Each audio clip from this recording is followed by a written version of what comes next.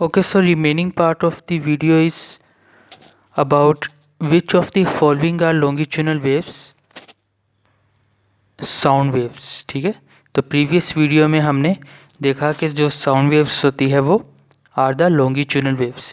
The speed of sound wave in a medium depends upon square root of E by rho. So E is the elasticity of modulus and rho is the density. So both elastic modulus and density. Option is C. A silence zone occurs due to. So a silence zone occurs due to destructive interference, because in case of destructive interference we define when two waves, जब दो waves आपस में super impose होती हैं, ठीक है, a case of superposition, तो जो रिजल्टेंट डिस्प्लेसमेंट होता है वो ज़ीरो हो जाता है। क्यों? क्योंकि एक वेव का क्रस्ट दूसरी वेव के ट्रफ पे आ जाता है, जिससे रिजल्टेंट जो सा होता है वो एक दूसरे के इफेक्ट को कैंसिल कर देती है। ठीक है, तो डिस्ट्रक्टिव इंटरफेरेंस, इसमें वेव्स सेम डायरेक्शन में मूव करेगी और travelling in the same direction और हैविंग सेम फ्रीक्वेंसीज, बट एक वेव दूसरे वेव के अफेक्ट को कैंसिल करेगी, जिस तरह कि एक ट्रफ एक क्रस्ट को कैंसिल कर देगा, तो इस तरह वो एक दूसरे पे सुपर इम्पोज करेगी।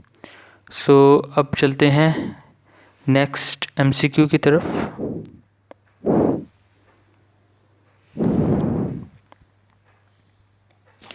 The amplitude and frequency of sound wave are both increased. How are the loudness and pitch? तो अगर एम्पलीट्यूड और फ्रीक्वेंसी साउंड वेव की इंक्रीज़ कर दी जाए तो लाउडनेस जो सी है वो इंक्रीज़ हो जाएगी एम्पलीट्यूड के इंक्रीज़ होने से, और पिच रेस होगी ड्यू टू फ्रीक्वेंसी। ओके, सो ये एक जस्ट इन्फॉर्मेशन थी। Doppler shift in frequency does not depend on, so the actual frequency of the wave, the distance, हाँ, सो डिस्टेंस पे डॉपलर इफेक्ट मैटर नहीं करता। ठीक है, ये चीज़ कॉमन है जब हम इसकी थ्योरी को अंडरस्टैंड करेंगे फिज़िकल ऑप्टिक्स में। इंशाल्लाह मैं जल्दी से वीडियो अपलोड कर दूंगा, तो उसमें हम देखेंगे डॉपलर शिफ्ट को, तो उसे डिस्टेंस मैटर नहीं करता। जो उसकी मैथमेटिकल डिस्क्रिप्शन है ना, उसमें डी का वर्ड कोई नहीं है, उसमें वेलोसिटीज़ हैं और फ्रीक्वेंसी है कि फ्रीक्वेंसी में अपेरेंट चेंज इंक्रीजिंग है कि डिक्रीजिंग है। Okay, when the amplitude of a wave becomes double, so we know that amplitude energy equals square of amplitude. So अगर एम्पलीट्यूड डबल हो जाए तो उसका स्क्वायर 4 टाइम्स, तो energy equal to 4 times of amplitude. Option B. ये देखिए इसकी mathematical description हम देखें, the intensity of wave depends upon amplitude. Amplitude in terms of wave is defined as height of crest और depth of crust. Total energy depends upon the square of the amplitude of the wave. तो total energy किस पर depend करती है? Amplitude के square पे। तो फिर इसका मतलब ऑप्शन क्या थी? 4 टाइम्स ही है। The velocity of sound in air at 0 degree centigrade, तो ये हमें पता है न्यूटन और जो लेप्लास करेक्शन है उसके मुताबिक न्यूटन में लिमिटेशन थी तो उसकी 280 मीटर पर सेकंड थी, लेकिन लेप्लास ने कहा कि ये साउंड वेव जो सी है एडियाबैटिकली है, तो 333, तो यही ऑप्शन ठीक है, 333 metre per second. The velocity of sound in vacuum is 0 but in air at 0 degree centigrade 333 metre per second. Okay, when sound waves travel from air to water, which of this remain constant? Frequency हमेशा constant रहेगी, but velocity और wavelength में change आएगा, तो इसका जो option है वो ऑप्शन बी है। Beats are the result of constructive, ये बहुत इंपॉर्टेंट है, ये पास पेपर्स में भी आ चुका है, एंट्रेंस एग्जाम्स में भी बहुत इंपॉर्टेंट एमसीक्यू है। देखें, जो बीट्स होती है वो होती है the periodic rise and fall, एक पीरियोडिसिटी होती है, the periodic rise and fall in the intensity of light is called beats.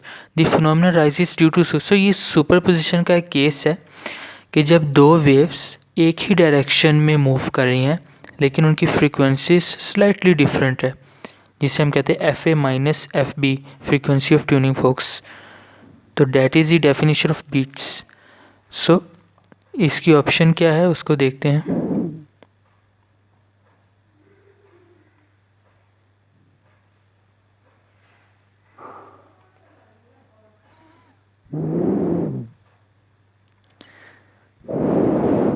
Beats are the result of constructive and destructive interference.